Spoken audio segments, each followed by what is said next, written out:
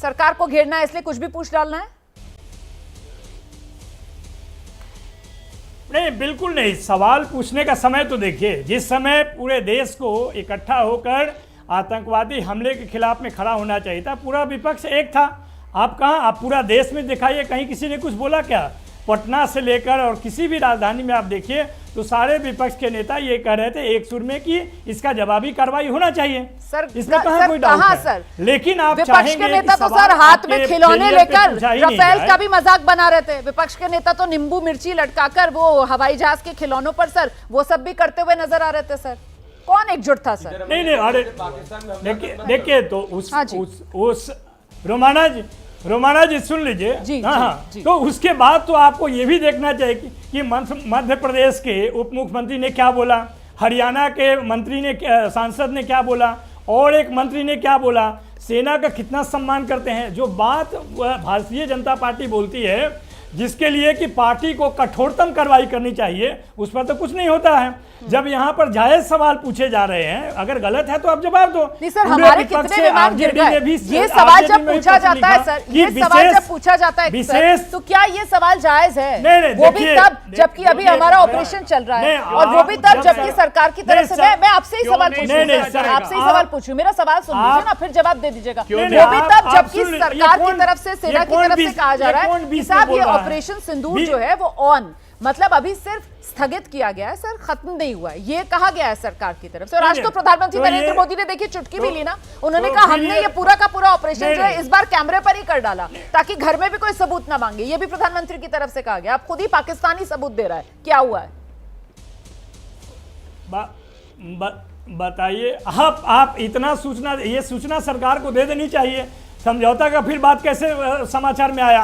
आप अभी अमित शाह जी का तारीफ कर रहे थे कि हवाई चप्पल पहन के घूम रहे थे। इतना ही अगर काम कर रहे थे, इंटेलिजेंस फेलियर कैसे हुआ?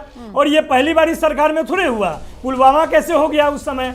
आप जब सरकार के फेलियर को आप गिनाएंगे तो आप देशद्रोही हो जाएंगे। यही भारतीय जनता पार्टी का चरित्र है। शुरुआती दौर से अभी तक लेकर सिर्फ विभाजनकारी नीति के अलावा इनके पास कुछ दिखाने को नहीं है। ये किसानों को रोकने के लिए बड़े बड़े कील सड़कों पे ठोक सकते हैं, उनको आतंकवादी कह सकते हैं, लेकिन जहां तक देश की रक्षा और सुरक्षा की बात हो, आपने सही बोला और हम लोग मानते हैं सेना का शौर्य की तारीफ होनी चाहिए, सैल्यूट होनी चाहिए, हम सब करते हैं। लेकिन सरकार निकम्मी है, उसको हम कैसे मानेंगे कि ये सफल सरकार है? आप ही बता दीजिए कि कैसे हम ताली बजाएंगे जो सरकार निकम्मी है, जो होम मिनिस्टर निकम्मा है, जो रेल मंत्री निकम्मा है, जो डिफेंस, तो ये सारे सवाल होंगे नहीं क्या? खामियां और नाकामियां आपने यहाँ पर गिनाई है, और गृह मंत्री को लेकर जिस तरीके से कटघरे में आप लोगों ने खड़ा किया है, अब इस पर अभिषेक झा से जल्दी से एक टिप्पणी लेते हैं, उसके बाद आ रही हूँ, बाकी मेहमानों का दोबारा से रुख करूंगी। फिर अभिषेक आइए।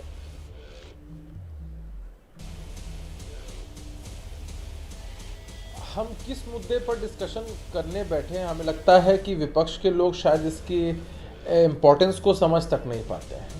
भाई, सेना की तरफ से सब कुछ ब्रीफ किया गया, विदेश मंत्रालय की तरफ से ब्रीफ किया गया, फिर भी सवाल क्या हुआ क्या नहीं हुआ।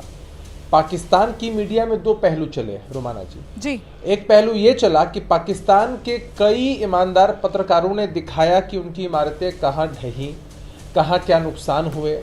हमने देखा कि हाफिज सईद जैसे आतंकवादी को अपने परिजनों को खोना पड़ा, वहाँ सेना दिखाई पड़ी हमें।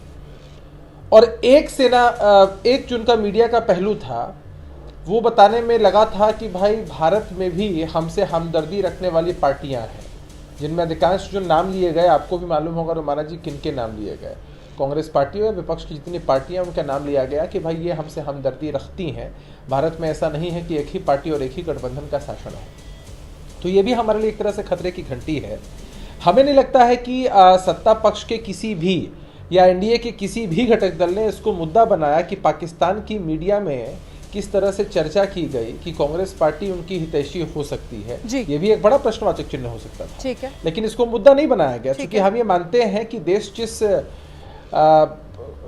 मुकाम पे खड़ा है उस मुकाम पे हमें ज़रूरी है कि हम पहले मुंह तोड़ जवाब दें आतंकवादियों को, अपने पड़ोसी दुश्मन मुल्क को जवाब दें, उसके बाद ये राजनीति तो अपनी जगह चलती ही रहेगी।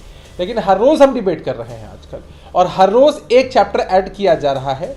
उसमें बस एक ही इनका उद्देश्य है कि कैसे प्रधानमंत्री जी की छवि को, सरकार की छवि को धूमिल करें, और कैसे ये जनता को विश्वास दिलाएं कि जो कुछ हो रहा है इसमें बहुत सारी दिक्कतें हैं और ऐसा लग रहा है जैसे सब कुछ पहले विपक्ष के साथियों से पूछेंगे, वो रजामंदी देंगे तब हम करेंगे। तो फिर क्यों आपने सॉल पार्टी मीटिंग में कहा कि सरकार जो भी फैसला करेगी हम सरकार के साथ खड़े हैं? आपने बहुत अच्छी बात कही रोमाना जी कि ये ऑपरेशन सिर्फ स्थगित हुआ है, अभी रुका नहीं है, तो इतनी हड़बड़ी क्यों है भाई?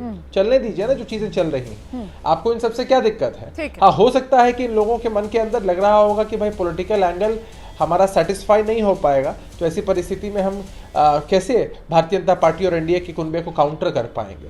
हम इनसे फिर से आग्रह करते हैं कि राजनीति को अपनी जगह रहने दीजिए और कृपा करके जब देश का मसला हो तो एकजुटता दिखाइए। ठीक है महादंगल।